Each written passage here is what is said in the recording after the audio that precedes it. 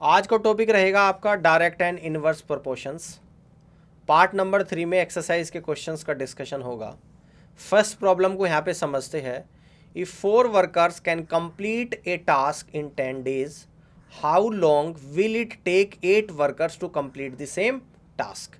यानी कि 4 वर्कर किसी काम को 10 दिन में करते हैं, तो 8 वर्कर उस काम को कितने दिन में करेंगे? हमने कहा टी दिन में। तो 4 से 8 2 बार जाएगा और 2 से 10 5 बार जाएगा, यानी कि टी बराबर आप लोगों का निकल कर आएगा 5 days। टी बराबर आपका निकल कर आएगा 5 days। आगे बढ़ते हैं। प्रॉब्लम सेकंड को समझते हैं कि if 8 man can paint a house in 12 days, how long will it take 6 man to paint the same house. अगर 8 आदमी एक घर पे 12 दिन में रंग कर देते हैं, तो 6 आदमी उस घर पे कितने दिन में रंग करेंगे? 8 आदमी कर देते हैं 12 दिन में रंग, और तो 6 आदमी कितने दिन में करेंगे? हमने कहा टी दिन में करेंगे। 6 से 12 गया 2 बार, यानी कि 8 दूनी 16, तो कितना निकल कर आएगा? 16 days निकल कर आएगा। तो इस तरीके से कितने दिन में रंग हो जाएगा उस घर पे? 16 दिनों में रंग हो जाएगा। आगे बढ़ते हैं। प्रॉब्लम थर्ड को यहाँ पे समझते हैं कि Sam bot A watch for 200 rupees and sold it for 250 rupees, calculate his profit percentage. Sam ने एक घड़ी 200 रुपये में खरीदी और 250 पर बेच दी, तो उसका लाभ प्रतिशत बताना है कि कितना होगा। यानी कि घड़ी का जो कॉस्ट प्राइस है वो 200 रुपये है और बेच रहा है, यानी कि सेलिंग प्राइस कितना है? 250 रुपीज़ है। तो यहाँ से हम लोग प्रॉफिट निकालेंगे और प्रॉफिट कितना हो जाएगा? 250 में से अगर 200 को माइनस करेंगे तो प्रॉफिट आएगा 50 रुपये। अब निकालनी है हमें प्रॉफिट परसेंटेज। तो प्रॉफिट परसेंटेज क्या होता है? Profit divided by cost price multiple by 100। Profit 50 है, कॉस्ट प्राइस कितना है आपका? 200 है, और इंटू 100। 100 से 200 2 बार गया और 2 से 50 25 बार गया, यानी कि 25% is the final answer of this question. Clear? बात समझ में आ गई है। आगे बढ़ते हैं। प्रॉब्लम 4 को समझते हैं। A bike was bought for 1500 rupees and sold at a loss of 20%, find the selling price. एक बाइक को 1500 रुपये में ख़रीदा जाता है और 20% के हानि पर बेच दिया जाता है, तो उसका विक्रय मूल्य आपको बताना है। आप देखिएगा कॉस्ट प्राइस कितना दे रखा आप लोगों को? 1500 रुपये। अब प्रॉफिट हो चाहे लॉस हो तो किस पर होता है? कॉस्ट प्राइस पर। 1500 की वस्तु को 20% के नुकसान पर बेचूंगा, तो 1500 को 20% होता है 300 रुपये। 1500 में से 300 को माइनस करूंगा तो 1200 रुपये निकल कर आएगा। तो 1200 रुपये इसका क्या निकल कर आएगा? Selling price. और यही आपसे पूछता है कि इसका सेलिंग प्राइस बताना है, जो कि 1200 रुपये के बराबर होगा। समझ आ गई बात? कर लोगे इस तरीके से। आगे बढ़ते हैं।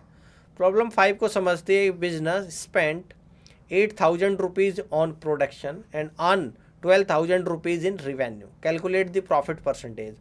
एक बिजनेस में 8000 रुपये उसके प्रोडक्शन पर लगाए जाते हैं और 12,000 रुपये रिवेन्यू कमाए जाते हैं। यानी कि एक बिजनेस में 8000 रुपये आपने लगाए और 12,000 रुपये कमाए वहाँ से, तो प्रॉफिट परसेंटेज आपको बताना है। 8,000 रुपये की वस्तु को 12 पर अगर बेचा जा रहा है तो कितने का प्रॉफिट है? तो आप कहोगे सर यहाँ पे प्रॉफिट निकल कर आ जाएगा आपका कि 12,000 में से आप लोग क्या करोगे? 12,000 में से 8,000 को माइनस कर दोगे, तो आपको यहाँ पे 4,000 रुपये का प्रॉफिट हो रहा है। और प्रॉफिट परसेंटेज निकालेंगे, 4,000 का प्रॉफिट हो रहा है, किस पर हो रहा है? 8,000 पर। 100 पर निकालेंगे कितना है? 4,000 से 8,000 2 बार और 2 से 100 50 बार, तो दैट मीन्स कि 50% का प्रॉफिट है यहाँ पे। तो 50% इस क्वेश्चन का आंसर बनेगा। आगे बढ़ते हैं। प्रॉब्लम 6 को समझते हैं कि in a right angle triangles the length of 2 shorter sides in the ratio 3:4, if the hypotenuse is 10 centimeter, find the length of the 2 shorter sides। एक समकोण त्रिभुज में 2 छोटी भुजाओं का अनुपात 3:4 है और उसका कर्ण जो है वो 10 सेंटीमीटर है, तो उसकी दोनों छोटी भुजाओं की लंबाई आप लोगों को बतानी है।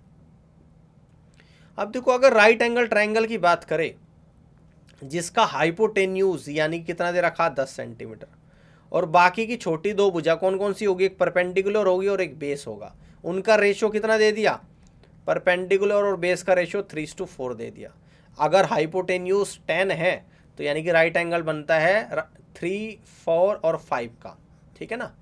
और सबसे बड़ी भुजा हाइपोटेन्यूज होती है जो कि 10 सेंटीमीटर आपको दे रखी है, तो यानी कि 5 में 2 की गुणा हो रही है, तो इसलिए यहाँ पे 4 में भी 2 की गुणा करूँगा तो 8 सेंटीमीटर आ जाएगी। 3 में भी 2 की गुणा करूँगा तो 6 सेंटीमीटर। तो बाकी की दो छोटी भुजा निकल कर आएगी आपकी 6 सेंटीमीटर और 8 सेंटीमीटर निकल कर आएगी। या आप लोगों को पता होना चाहिए कि राइट एंगल ट्रायंगल की साइड क्या होती है, 3 4 5 के अनुपात में होती है। ठीक है, आगे बढ़ते हैं। प्रॉब्लम 7 को समझते हैं। In a rectangle the length is 5 times the width.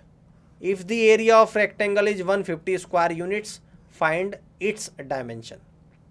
एक आयत में उसकी लंबाई चौड़ाई से 5 गुनी है, एरिया क्या है 150 स्क्वायर यूनिट है, तो उसकी क्या बतानी है, डायमेंशन बतानी है, यानी कि लेंथ और विड्थ आप लोगों को बतानी है। तो लेंथ जो आप लोगों को दे रखी है और विड्थ जो ब्रेथ आपको दे रखी है, विड्थ बोल दो। अगर विड्थ को मैं मान लूँ कि x है, ये मान लो, तो लेंथ कितनी होगी, x की 5 गुनी यानी कि 5x हो जाएगी। तो एरिया क्या होता है, रेक्टेंगल का एरिया होता है L into B. Area L into B होता है, यानी कि 5x और इंटू x, तो ये निकल कर आएगा 5x स्क्वायर। जबकि सवाल में दे रखा कि 5x स्क्वायर की जो वैल्यू है 150 है, तो 5 से 150 30 बार जाएगा और x की जो वैल्यू आपकी निकल कर आएगी √30 आएगी। तो आपको निकालनी है अब लेंथ। तो लेंथ कितनी हो जाएगी 5 इंटू एक्स, एक्स कितना है √30 है। विड्थ कितनी हो जाएगी x, यानी कि कितना है, ये भी आपका √30 है। तो इस तरीके से इस क्वेश्चन का जो राइट आंसर बनेगा, लेंथ 5 इंटू √30 और ब्रेथ बनेगी √30। क्लियर है, आगे बढ़ते हैं। प्रॉब्लम 8 को समझते हैं। If 1 USD equals 75 Indian rupees, how much Indian rupees will you get for 10 USD। यानी कि 1 USD की जो कीमत है USD डॉलर की, वो 75 रुपये के बराबर है। तो 10 USD की कीमत कितनी निकल कर आ जाएगी आपकी, 75 गुणा 10 यानी कि 750 रुपये के बराबर निकल कर आएगी। यानी कि 750 रुपये के बराबर निकल कर आएगी। समझ में आ गई बात, ये इसका आंसर होगा। आगे बढ़ते हैं। प्रॉब्लम 9 को समझती है। If the exchange rate is 1 USD equal to 70 rupees and you have 500 USD, how much Indian rupees will you get after conversion. यानी कि अगर एक्सचेंज करा जाए तो एक US डॉलर की कीमत 70 रुपये इंडियन रुपीज़ के बराबर है, तो 500 US डॉलर की कीमत इंडियन रुपीज़ में कितनी होगी। तो 1 USD कितना दे रखा आप लोगों को, 70 रुपीज़ के बराबर। तो 500 USD कितना हो जाएगा आपका, तो ये होगा आपका 70 इंटू 500, तो 7 पंजे 35, यानी कि 35,000 रुपये के बराबर हो जाएगा। यानी कि ये हो जाएगा आप लोगों का 35,000 रुपीज़ के बराबर। ऑल राइट, आगे बढ़ते हैं। प्रॉब्लम 10 को समझते हैं कि if the exchange rate of 1 GBP equal to 95 Indian rupees and 1 USD equal to 0.85 GBP, how much Indian rupees will you get for 100 USD। देखो यहाँ पर ये बोल रखा 100 USD की कीमत बतानी इंडियन रुपीज़ में, ठीक है ना, इंडियन रुपीज़ में। आप लोगों को बात समझ में आ रही है, यहाँ तक की बात समझ में आ रही है। अब देखो बात को ध्यान से समझना है। आपको ये पता है कि 1 USD बराबर कितना है, 0.85 GBP के बराबर है। और GBP का क्या मतलब है, यानी कि 0.85 GBP का मतलब कितना है, 95 इंडियन रुपीज़। तो यानी यहाँ से पता लग गया कि 1 USD कितना है, 0.85 इंटू 95। आपको निकालना है 100 USD की कीमत, तो 0.85 इंटू 95 इंटू 100, तो निकल कर आएगा 85 इंटू 95 रुपीज़। तो 5 बजे 25, 2 बचेगा, 5 नम 45 और 8 पंजे 40, 45 85 और 2 87 का 7, तो 8 बचेगा। और 9 8 72 और 8 कितना होता है, 80 होता है। तो ये आपका 100 USD की जो कीमत निकल कर आएगी आप लोगों की 8,075 रुपये निकल कर आएगी। ठीक है, समझ में आ रहा है आप लोगों को, कर लोगे इस तरीके से। आगे बढ़ते हैं। प्रॉब्लम 11 को समझते हैं कि chemist has a 20% acid solution and a 40% acid solution, how many litres of each solution should be mix to obtain 15 litre of a 30% acid solution. एक केमिस्ट के पास 20% एसिड सॉल्यूशन है और एक दूसरा 40%। अब इसे किस तरीके से मिक्स किया जाए कि 15 लीटर के मिश्रण में 30% एसिड रहे, ठीक है ना। तो देखिएगा यहाँ पर एलिगेशन यूज़ करेंगे, पहला टाइप है और सेकंड टाइप। यहाँ पर 20% है, यहाँ पर 40% है, ओवरऑल 30% है। 30 में से 20 जाएगा तो 10 आएगा, 40 में से 30 जाएगा तो 10 आएगा। तो 1:1 का रेशो आ गया। 1:1 कितना होता है आपका, 2 यूनिट होता है। और इस 2 यूनिट की वैल्यू कितनी है 15 लीटर है। तो इस 1 यूनिट की वैल्यू 7.5 है, तो 1 यूनिट कितना हो जाएगा 7.5 लीटर, और यहाँ पर भी 1 यूनिट कितना हो जाएगा 7.5 लीटर, ठीक है ना। तो ईच सॉल्यूशन कितना आ जाएगा 7.5 लीटर के बराबर आएगा, ये इस क्वेश्चन का आंसर बनेगा, ठीक है ना। ठीक है, आगे बढ़ते हैं। प्रॉब्लम 12 को समझते हैं कि a mixture contains 20 litres of a 30% alcohol solution and 30 litres of a 50% alcohol solution. How much water should be added to make it a 40% alcohol solution. एक मिक्सचर में 20 लीटर में 30% एल्कोहल है और 30 लीटर में 50% एल्कोहल है, तो इसमें पानी कितना ऐड कर दिया जाए कि 40% एल्कोहल बन जाए सॉल्यूशन में। पानी कितना ऐड करा जाए कि 40% एल्कोहल बने। तो देखो 20 लीटर में 30%, तो यहाँ पे निकालेंगे 20 का तो 30% प्लस, और 30 लीटर में 50%, यानी कि 30 का 50%, और कितना बन जाए पानी, हम कहेंगे x का 40%, ठीक है ना। 20 का 30% 6 होता है, और 30 का 50% 15 होता है, और equal to x into 40% 2/5, 6 15 21 equal to 2x/5।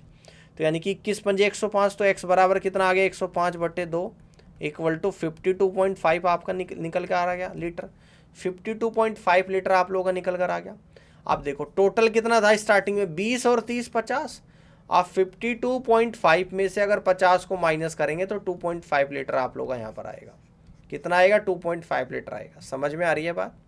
तो इस तरीके से इस क्वेश्चन का जो राइट आंसर बनेगा वो आपका क्या बनेगा 2.5 litre. This is the final answer of this question.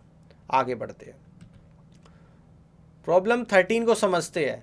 A factory can produce 300 units of a product in 10 days using 5 machines. How many days will it take to produce 600 unit using 8 machines. एक factory 300 unit का production करती है 10 दिन में अगर 5 machine का प्रयोग किया जाता है, तो वो 600 यूनिट का प्रोडक्शन कितने दिन में करेगी अगर 8 मशीन का प्रयोग किया जाएगा, ठीक है ना। आप देखो 5 तो मशीन है और 10 दिन में करती है, कितना प्रोडक्शन 300 यूनिट का, ठीक है। अब कितनी मशीन है 8 मशीन, कितने दिन में करेगी टी दिन में, कितना प्रोडक्शन 600 यूनिट का। 300 से 600 2 बार, और 2 से 8 आपका 4 बार, और ये गया 2 बार, और ये गया 2 से 10 आपका 5 बार, यानी कि टी बराबर आपका निकल कर आ गया 25/2 यानी 12.5 दिन।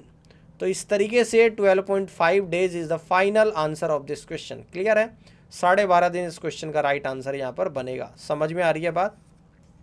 इस तरीके से कर सकते हैं। आगे बढ़ते हैं। प्रॉब्लम 14 को हम लोग यहाँ पर समझते हैं।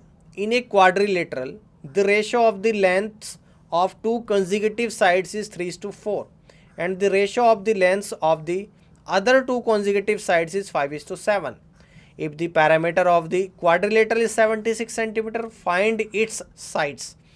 एक चतुर्भुज में उसकी लगातार भुजाओं की लंबाई का अनुपात 3:4 है और बाकी की 2 लगातार भुजाओं की लंबाई का अनुपात 5:7 है, और इस चतुर्भुज का परिमाप 76 सेंटीमीटर है। तो इसकी साइड्स आपको बतानी है। तो देखो 2 का तो अनुपात 3:4 और बाकी 2 का अनुपात 5:7 है, ठीक है ना। तो इन सब को जोड़ दूंगा, 3 + 4 + 5 और +7, 3 4 7 5 12 7 19 यूनिट आ गया, और इस 19 यूनिट की जो वैल्यू है वो 76 सेंटीमीटर।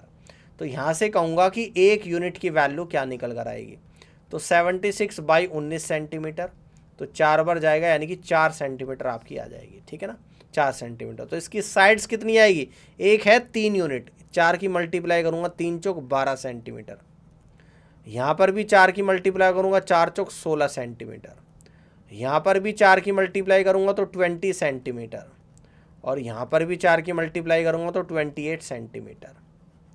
तो कितनी आ गई 12 16 20 और 28 सेंटीमीटर, ठीक है, समझ में आ गया। 12 16 20 और 28 सेंटीमीटर।